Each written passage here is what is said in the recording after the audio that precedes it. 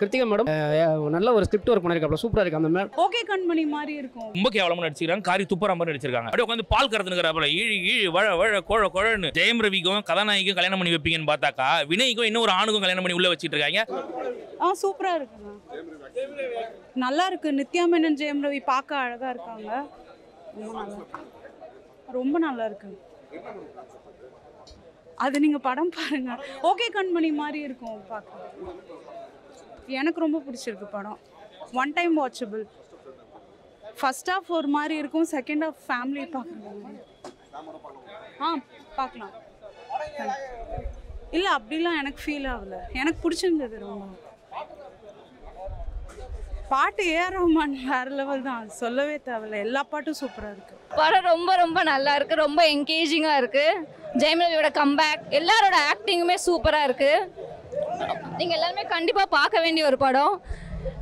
2K கிட்ஸ்க்கு ஏற்ற மாதிரி எடுத்திருக்காங்க and family feel good drama மாதிரி எடுத்திருக்காங்க. உங்களுக்கு ரொம்ப என்கேஜிங்காக இருக்கும், நீங்கள் வந்து எங்கேயுமே வந்து லேக் ஆகாது. சாங்ஸ் சொல்லவே ஏஆர் ரஹ்மான் வேறு லெவலில் கலக்கியிருக்கிறாரு. நீங்கள் வந்து சாங்ஸ் கேட்டால் வேறு லெவலில் இருக்குது, எல்லா சாங்ஸுமே நல்லா இருக்குது. Must watch movie. யா, படம் உண்மையிலே செம்மையாக டேரக்ட் பண்ணியிருக்காங்க. படம் ஃபுல்லாகவே நல்லா இருக்குது, டேரக்ஷன் எல்லாமே நல்லா இருக்குது, மியூசிக் செம்மையாக இருக்குது, எல்லாமே நல்லா இருக்குது, எங்கேயுமே லேக் ஆகலை. ஆக்டிங் எல்லாருமே நல்லா பண்ணியிருக்காங்க. என்னது எல்லாமே நல்லா இருக்குது, நீங்கள் ஃபுல்லாகவே பார்க்கலாம். ஸோ நல்லா இருந்தது bro. So overall the film ஒரு லைட் ஹார்ட்டட் ஃபிலிமாக இருந்துச்சு. ஏஆர் ரஹ்மான் அவரோட மியூசிக்கில் பிடிச்சிட்டாரு, அதே மாதிரி பர்ஃபார்மன்ஸில் ஜெயம் ரவி சாரும் நித்யா மேடமும் ரொம்பவே நல்லா பண்ணியிருந்தாங்க. த்ரூ அவுட் த ஃபிலிம் இது வந்து ஒரு எப்படி சொல்கிறது, ஒரு must watch movie for the Pongal அப்படின்னு டெஃபினட்டாக சொல்லலாம். நல்லா இருந்தது ப்ரோ, எல்லாமே நல்லா இருந்தது. த்ரூ அவுட் வந்து இது வந்து ஒரு லவ் ஃபோக்கஸ்டு ஃபிலிமாக பார்க்காம இட்ஸ் லைக் ஒரு ஹோல் ஃபேமிலிக்குள்ளே நடக்கிற ஒரு ஃபிலிமாக நம்ம பார்க்குறதும் அப்படிங்கிறது ஒரு பர்ஸ்பெக்டிவ். இல்லை ப்ரோ, இது வந்து அந்த மாதிரி இருக்கா இந்த மாதிரி இருக்காங்கிற ஒரு பாயிண்ட்டுக்குள்ளேயே போக முடியாத ஒரு படம்.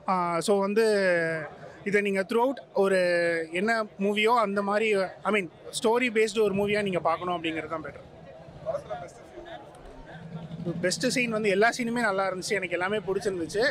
பெஸ்ட் சீன் வந்து நிறைய இடத்துல வந்து ஐ மீன் ஜெயம் ரவி சாரோட ஒரு ரியலைசேஷன் பாயிண்ட் வரும், அந்த சீன் ரொம்பவே நல்லா இருந்தது. சுமாராக தாங்க இருக்கு. அதான் நித்தியமான ஜெயம் ரவி நடிப்பு நல்லா இருக்கு. ஸ்க்ரீன் பிளே கொஞ்சம் இன்னும் கொஞ்சம் எதிர்பார்த்து நல்லா தான் இருக்கு. புரியுது இல்லைங்க, படம் பிடிக்கிறேன்னா அது வேற, இது இருக்கு இல்லையா, ஒரு சில சீன் வந்து கொஞ்சம் இது அதான் அப்படியே போகுது, ஆவரேஜாக அப்படியே போரில் அந்தளவுக்கு இல்லை.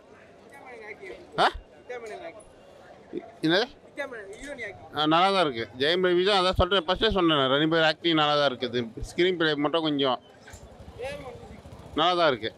நான் காதலிக்க நேரம்லே தான் பார்த்தேன். ஸோ படம் வந்து கொஞ்சம் சுமார் தான் அப்படின்னு சொல்லலாம். புதுசாக வந்து படத்தில் ஏதோ ட்ரை பண்ணுறேன்னு சொல்லிட்டு ட்ரை பண்ணியிருக்காங்க. ட்ரெய்லர் பார்த்துட்டு வந்தீங்கன்னா இந்த படம் வந்து ஒரு மிகப்பெரிய லவ் படம், ஒரு கெமிஸ்ட்ரிலாம் நிறையா இருக்குது இந்த படத்தில் அப்படின்னு சொல்லிட்டு எதிர்பார்ப்போம். பட் இருந்தாலும் அப்போ இதை வந்து ஒரு பேரண்டிங் பற்றியும் IVF பற்றியும் கொஞ்சம் லவ் படத்தில் இருக்கிற மாதிரி தான் இருக்குது. கொஞ்சம் படம் கொஞ்சம் நிறைய லேக் அடிக்கிற மாதிரி நிறையா ஒரு ஃபீலிங் வருது. அவர் ஆக்டிங் வந்து மெச்சூர்டாக ரொம்பவே க்யூட்டாக நல்லாவே இருக்குது. அவங்களோட பெட்டராக வந்து நித்யா மேனன் ரொம்பவே நல்லா சூப்பராக பண்ணியிருக்காங்க. புரியல, அவங்க தான் புதுசாக வந்து ஒரு இந்த ஜென்ரேஷனுக்கு தகுந்த மாதிரி படம் எடுக்கிறேன்னு சொல்லிட்டு ஒரு எண்டிங் வந்து ஒரு யாருக்கு என்ன சொல்ல வராங்க அப்படின்னு சொல்லிட்டு இந்த படத்தில் தெரியல. இப்படி தான் நான் அப்படி தானே அப்படின்னு சொல்லிட்டு ஒன்று கரெக்டாக சொல்லியிருந்திருந்தால் கொஞ்சம் மக்களுக்கு ஈஸியாக ரீச் ஆகிருக்குன்னு தோணுது. படமே லேக் தான். அதாவது வந்து இது OTTயில் வந்துச்சுன்னா வந்து படம் வந்து உட்காந்து பார்ப்பாங்க, ஓட்டி பார்க்கலாம். பட் இது வந்து ரொம்பவே ஸ்லோவாக இருக்குது, நிறைய சொல்ல வந்திருக்காங்க, கொஞ்சம் பிரிஸ்காக எடுத்துருந்துருக்கலாம், ஸ்க்ரீன் பிளே ஒன்று கொஞ்சம் ஃபாஸ்ட் பண்ணியிருந்துருக்கலாம். ஏஆர் ரஹ்மான் அந்த ஒரு பாட்டு வந்து சூப்பராக இருக்குது, அந்த ஒரு பாட்டுக்காக தான் நிறைய பேர் வந்திருந்தாங்க. பட் மற்ற பாட்டுலாம் வந்து அவ்வளோவா மனசில் நிற்கலை. பார்க்க தான் தியேட்டரில் ஆள் இல்லை. ஸ்டோரி வைஸ் நல்ல ஸ்ட்ராங்கான கண்டென்ட் படம் சார். ஜெயம் ரவி வந்து பழைய சந்தோஷ் சுப்ரமணியம் படத்தில் மாதிரி சாக்லேட் பாய் இருக்காரு, நல்லா பண்ணியிருக்காரு சார். நித்யமேனன் வந்து திருச்சிட்டம்பலம் படத்தில் இருக்கக்கூடிய அதே சாமிங்கான நித்யமேனன் திரும்ப வந்திருக்காரு, நல்லா இருக்குது சார், பார்க்க நல்லா இருக்குது. 2 பேரோட ஃபேர் வந்து சூப்பராக ஒர்க் அவுட் ஆயிருக்கு சார். வினய் வந்து பெருசாலாம் அதில் வந்து ஜெயம் ரவியும் நித்யமேனன் தவிர்த்து மற்றவங்களுக்குலாம் அவ்வளோ பெருசாக கேரக்டர் இல்லை. வினய் ஒரு சோஷியல் மெசேஜாக வராப்புல, நான் அதை சொல்ல விரும்பல, வெளியே சொன்னால் ஸ்டோரி லீக் ஆகிடும். அவர் ஒரு முக்கியமான ஒரு விஷயம் பண்ணியிருக்காப்புல. சார் அவர் தான் இந்த படத்தோட ஹீரோ. நான் அந்த ஆக்சுவலாக அந்த என்ன இழுக்குதடி சாங்காக தான் வந்திருந்தேன். ரொம்ப சூப்பராக இருந்தது. தியேட்டரில் வந்து அவ்வளோ சவுண்ட் குவாலிட்டியில் பார்க்குறதுக்கு அவ்வளோ கேட்குறதுக்கு வந்து அந்த சாங் அவ்வளோ சூப்பராக இருந்தது சார். மற்ற இடத்துக்கு வந்து இந்த வினய் தாண்டி ஒரு டச்சில் நிறைய பிஜிஎம்ஸ்லாம் சூப்பராக பண்ணியிருக்காரு சார். இல்லை ரெண்டுமே ஓவரால் வந்து ஸ்டோரியாக தான் போதும். நல்லா இருக்குலாம் இல்லை சார், நல்லா ஃபீல் குட்டான மூவி. எங்கேயுமே வந்து ரொம்ப ஹையாகவும் போல் ரொம்ப டவுனாகவும் போல், அப்படியே ஒரு மீடியமாக ஆரம்பிச்சிருந்தே படம் ஸ்லோவாக உட்காந்து பொறுமையாக பார்க்குறவங்களுக்கு இந்த படம் கனெக்ட் ஆகும் சார். இல்லை படமே ஸ்லோவாக தான் போகணும்னு சொல்லிட்டு சார். லேக்னு சொல்ல முடியாது. ஸ்டோரி வைஸ் நம்ம பார்த்தோம்னா ஓகே. இல்லை நம்ம ரொம்ப எனக்கு வந்து கமர்ஷியலாக வேணும், ஜாலியான படம் வேணும்னா அவங்களுக்கு கொஞ்சம் கண்டிப்பாக அதான் சார். இப்போ இருக்கிற டெஸ்ட் டியூப் பேபிஸ் இருக்குல்ல சார், அதுக்கு வந்து ஸ்ட்ராங்காக சொல்லியிருக்காங்க. இந்த சமுதாயத்தில் வந்து அதை ஏற்றுக்கணுன்ற மாதிரி ஃபோர்ஸ் பண்ணல. பட் அந்த மூவி பார்க்கும்போது நம்மளால் அதை உணர முடியுது. கண்டிப்பாக வந்துக்குவாங்க. இப்போனாலும் ஒரு 10 வருஷம் 5 வருஷத்தில் கண்டிப்பாக அது வந்து ஒரு மிகப்பெரிய அளவில் வந்து வரும். அது முன்னாடியே நம்ம கொண்டு வந்திருக்காங்க. கிருத்திகா மேடம் நல்ல ஒரு ஸ்கிரிப்ட் ஒர்க் பண்ணியிருக்காப்புல, சூப்பராக இருக்குது அந்த மேடம்.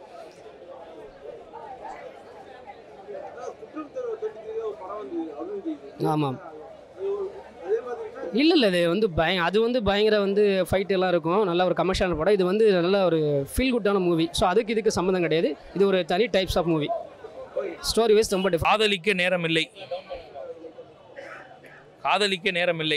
இந்த படத்தை பார்க்குறதுக்கு நேரம் இல்லைன்ற மாதிரி எல்லாம் அவன் வேலையை பார்க்கலாம். பொங்கல் அதுமா நம்மளை புலம்ப விட்டாங்க. நம்மளை என்னடா பண்ணுறீங்க அப்படின்ற மாதிரி தோணுச்சு. ஆரம்பத்துலேருந்து ஒரு விஷயத்தை நம்ம எதிர்பார்த்து உட்காந்துட்டு இருக்கோம். யோகி பாபு காமிச்ச உடனே சிரிப்பு வந்துச்சு. ஆனால் அந்த சிரிப்பு அதோடு நின்று போச்சு. நமக்கு எந்த இடத்துலையுமே யோகி பாபு காமெடின்ற ஒன்று பண்ணவே இல்லை. வினய்லாம் என்ன மாதிரியான ஒரு நடிகர், ஒரு வில்லன் ரோலாம் நல்லா பண்ணுவாப்புல. அவரை கொண்டு வந்து இந்த படத்தில் வந்து இந்த வானவில் நண்பர்கள் அப்படின்ட்டாங்க பட்டுன்னு. என்னத்தர சொல்ல வரீங்க அப்படின்னாக்கா, ஆண் சரியில்லையா, கவலையப்படாதீங்க, நாங்கள் இருக்கோம் அப்படின்னு சொல்லிட்டு இப்போ திமுக ஒரு ஹாஸ்பிட்டல் ஓப்பன் பண்ண போகிறாங்க போல். அந்த மாதிரி ஐவிஎஃப் சென்டரை என்ன சொல்கிறாங்கன்னாக்கா, நீங்கள் வந்து ஆண் சரியில்லை அப்படின்னாக்கா தாராளமாக நீங்கள் ஆண் இல்லாமலே குழந்தை பெற்றுக்கலாம் அப்படின்றாங்க. சரிடா என்னடா சொல்ல வரீங்கனாக்கா, நாங்கள் வந்து இந்த குழந்தை பெற்றுக்கிறது இதெல்லாம் ஓகே, இதெல்லாம் ஒரு பக்கம் இருக்கட்டும், ஆணும் சேர்றது தான் நாங்கள் விரும்புகிறோம் அப்படிங்கிறாங்க. அவங்க கடைசியில் அவங்க 2 பேரும் கல்யாணம் பண்ணி வச்சிருக்காங்க உள்ள. என்னடா இது ஜெயம் ரவிக்கும் கதாநாயகிக்கும் கல்யாணம் பண்ணி வைப்பீங்கன்னு பார்த்தாக்கா, வினய்க்கும் இன்னொரு ஆணுக்கும் கல்யாணம் பண்ணி உள்ளே வச்சுட்டு இருக்காங்க. அதை கதையாக எடுத்து உள்ள காமிச்சிட்டு இருக்காங்க. இது என்னன்னு சொல்கிறதுன்னு தெரியல நமக்கு. அவ்வளோ ஒரு கன்றாவியான. இதில் வந்து பார்த்தீங்கன்னா ஒரே ஒரு விஷயம் தான் நமக்கு பிடிச்சது. என்னன்னு பார்த்தீங்கன்னா, இந்த ஏஆர் ரகுமான் வழ குழன்னு ஒரு பாட்டு ஒன்று உள்ள பாடி வச்சிருக்காப்புல.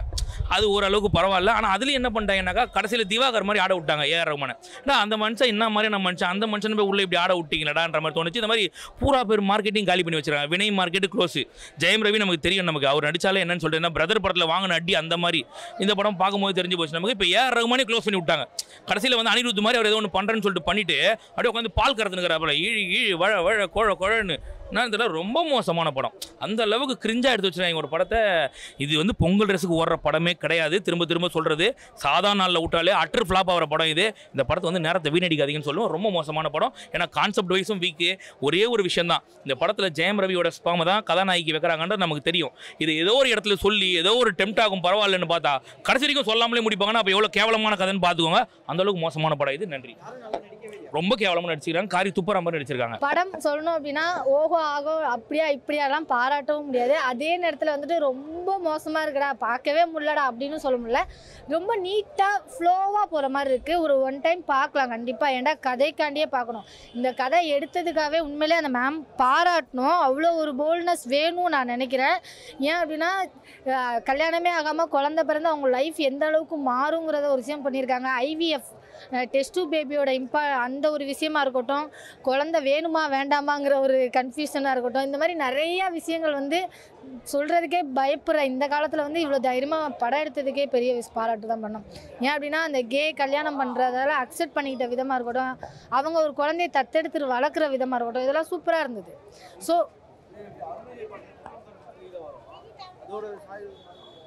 இல்லை அந்த மாதிரிலாம் எதுவுமே இல்லை. இது ஒன்லி ஃபார் ரொம்ப காமாக கூலாக எந்த ஓவர் ஆக்ஷன் சீன்ஸோ இல்லாமல் அந்த மாதிரிலாம் எதுவுமே இல்லாமல் நீட்டாக போகிற ஒரு நார்மல் மூவி. ஒரு ஃபேமிலி சப்ஜெக்ட் தான்.